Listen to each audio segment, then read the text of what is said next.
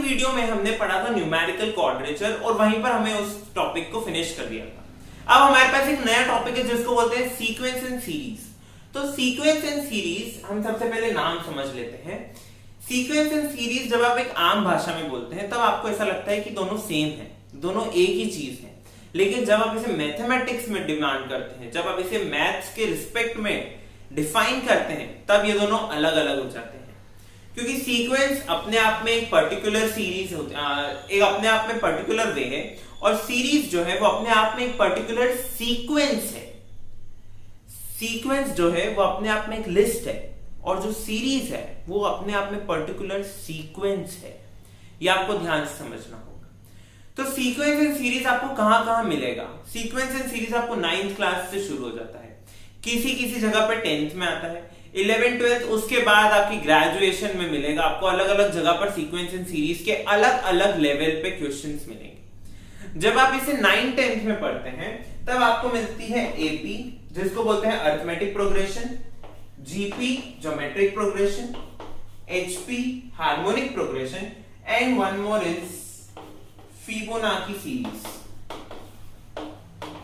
Fibonacci series अपने आप में एक अलग सीरीज है। ये एक बहुत बड़ा टॉपिक है और ये बहुत सिंपल है, बस एक सीरीज होती है, उसे आप आसानी से पढ़ सकते हैं। ओके, तो सबसे पहले हम देख लेते हैं सीक्वेंस एंड सीरीज की डेफिनेशन क्या है, उसके बाद हम आएंगे टाइप्स पे। सबसे पहले तो सीक्वेंस एंड सीरीज की डेफिनेशन है, sequence is a list of numbers. ये आप देखिए, is a list of numbers which have been arranged in a particular way। ये एक लिस्ट होती है, एक नंबर्स की या कोई पर्टिकुलर आइटम की लिस्ट है जिन्हें आपने एक पर्टिकुलर वे में अरेंज किया है। हो सकता है असेंडिंग, डिसेंडिंग, या कोई पर्टिकुलर रूल या कुछ पर्टिकुलर आपको एक मैनर दिया हुआ है, उसमें आपने इसे अरेंज किया है। अब सीरीज क्या होती है? सीरीज होती है sum of all terms in a sequence.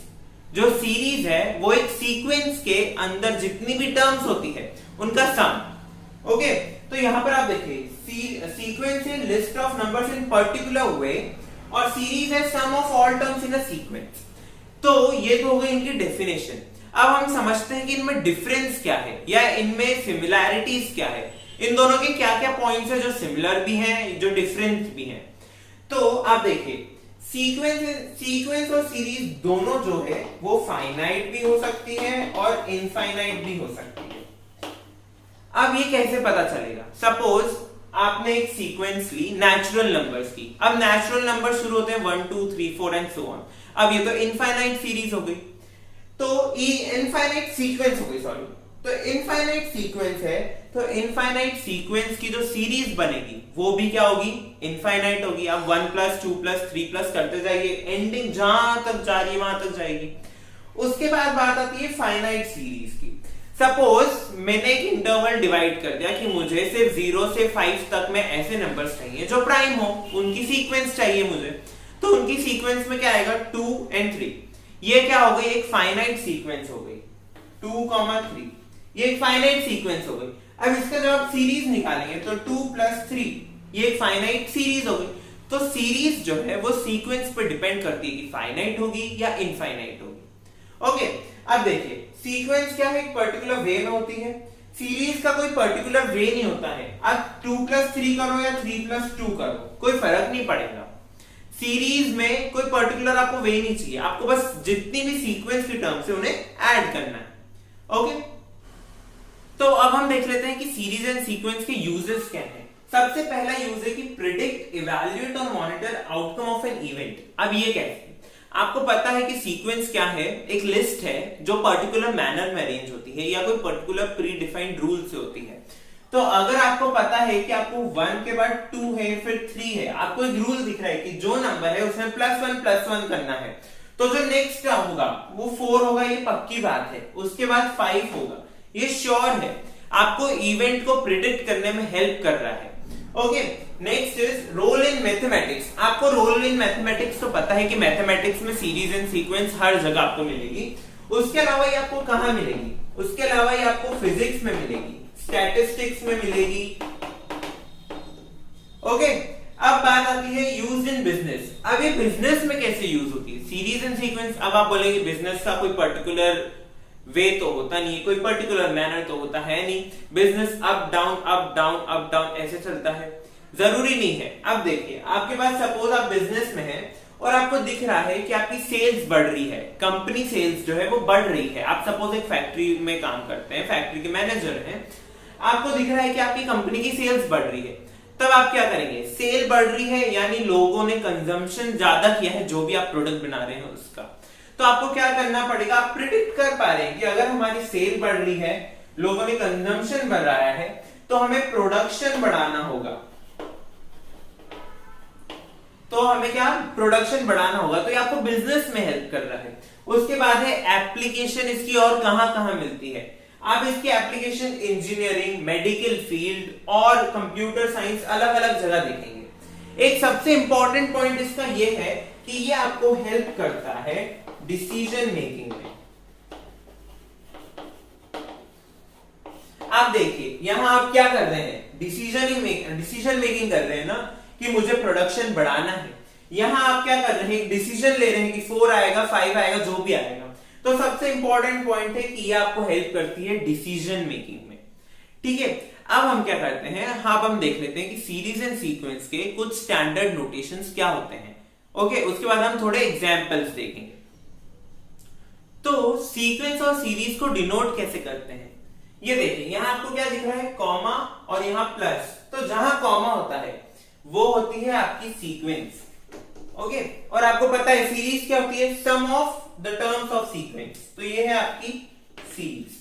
अब देखिए जो A1 होता है वो होती है आपकी फर्स्ट टर्म, जो A1 होती है वो होती है आपकी फर्स्ट टर्म, और जो AN होती है वो होती है लास्ट टर्म। अगर ये इनफाइनाइट सीरीज है तो यहां पर लास्ट टर्म नहीं होगी, अगर ये फाइनाइट सीरीज है तो लास्ट टर्म होगी, अगर सीक्वेंस में होगी तो सीरीज में भी होगी। अब देखिए सीरीज को डिनोट करने का एक नॉर्मल तरीका है, या फिर आप इसको बोल सकते हैं समेशन के तौर में। आप इसको एक छोटे से, जो इतनी बड़ी आपकी सीरीज है उसे आप एक छोटे से तरीके में रिप्रेजेंट कर रहे हैं। क्या दिख रहा है आपको, समेशन का साइन। समेशन का साइन क्या रिप्रेजेंट करता है, प्लस सिंबल को रिप्रेजेंट करता है। Summation over k equal to 1 to n a k। इसका मतलब है कि आपको a में k की जगह 1 से लेके n तक वैल्यू रखनी है, यानी एक बार आप 1 रखेंगे, फिर 2 3 4 जहां तक n जा रहा है, और हर टर्म के बीच में आपको क्या साइन लगाना है, प्लस का साइन लगाना है। देखिए आपको वापस ये सीरीज मिल जाएगी। तो ये तो हो गए सीरीज और सीक्वेंस के सिंबल। अब हम देख लेते हैं इनके एग्जाम्पल, कुछ शॉर्ट एग्जाम्पल देखते हैं कि सीरीज और सीक्वेंस के क्वेश्चन कैसे सॉल्व। क्वेश्चन देखिए, इसमें क्या है, आपको फर्स्ट 3 टर्म्स फाइंड करनी है एक सीक्वेंस की, जिसे डिफाइन किया गया है an is equal to 2n plus 5। यहां पर सीक्वेंस क्या है, प्री डिफाइंड रूल है, ये रहा an is equal to 2n plus 5। यहां पर इसे डेफिनेशन दी गई है, और क्या करना है, इसकी कॉरेस्पॉन्डिंग सीरीज लिखनी है। तो सीरीज की डेफिनेशन में बोलती है कि वो सम ऑफ टर्म्स ऑफ सीक्वेंस है, यानी कि पहले हमें क्या चाहिए, सीक्वेंस चाहिए। फर्स्ट 3 टर्म्स फाइंड करनी, यानी कि a1 a2 और a3, यही होती है फर्स्ट 3 टर्म्स। मतलब n की वैल्यू देखिए, n की वैल्यू क्या क्या है हमारे पास, 1 2 3। तो बस इन वैल्यूज को यहाँ पर पुट कर दीजिए, तो आपके पास a1 आ जाएगा 2 1 प्लस 5 विच इज 7, a2 आ जाएगा 2 into 2 plus 5 which is 9, a3 will come 2 into 3 plus 5 which is 11। तो ये आ गई आपकी क्या, सीक्वेंस तो आ गई आपके पास 7 9 11। अब आपको क्या चाहिए, इसकी कॉरेस्पॉन्डिंग सीरीज। कॉरेस्पॉन्डिंग सीरीज हो गया आपके पास 7 प्लस 9 प्लस 11। उसने क्या बोला, कौन सी, फर्स्ट 3 टर्म्स, फर्स्ट 3 टर्म्स हमने फाइंड कर दी, उसकी कॉरेस्पॉन्डिंग सीरीज हमने फाइंड कर दी। तो ये हो गया आपका आंसर। अगर ये समझ नहीं आया तो हम एक और एग्जांपल देखते हैं। अब देखिए हमारे पास एक और एग्जांपल है, ये उससे अलग है थोड़ा। Okay, find 20th term. 20th term यानी n की वैल्यू हो गई 20 ऑफ सीक्वेंस डिफाइंड बाय, ये आपको सीक्वेंस की डेफिनेशन दीजिए कि सीक्वेंस इससे बनेगी। तो हमको सिंपली कुछ नहीं करना है, n की वैल्यू आप रख दीजिए 20, आपके पास आ जाएगा a20, यही चाहिए हमको। 20 minus 1 2 minus 20 3 plus 20 which gives you 19 into minus 18 into 23। Which is equal to -7866। तो ये क्या आ गई आपकी इस सीक्वेंस की आपकी 20th टर्म आ गई। आपको यकीन नहीं, आप बना के देख लीजिए, यहाँ पर पहले आप 1 पुट कीजिए, फिर 2, फिर 3, 4, ऐसे करते करते आपको ये टर्म मिल जाएगी। ठीक है, तो यहाँ पर हमने सीक्वेंस एंड सीरीज का एक इंट्रोडक्शन देखा है, उसके यूजेस देखे हैं। अब पॉइंट ये आता है कि अरिथमेटिक तो प्रोग्रेशन है, जो हमने बोला एपी, तो यहां पर है अरिथमेटिक और वो है प्रोग्रेशन। तो आप बोलेंगे प्रोग्रेशन, हम तो पढ़ रहे हैं सीरीज एंड सीक्वेंस और यहां पर वर्ड आ गया प्रोग्रेशन। तो अगली वीडियो में हम सबसे पहले यही डिस्कस करेंगे कि प्रोग्रेशन क्या होता है। ठीक है, उसके बाद हम पहला टाइप पढ़ेंगे अरिथमेटिक प्रोग्रेशन, फिर ज्योमेट्रिक, हार्मोनिक एंड फिबोनाची अगले अगले वीडियोस में आएंगे। ओके, तो तब तक के लिए हमारे साथ बने रहिए। Thank you for watching, keep supporting and please do share our video. Thank you.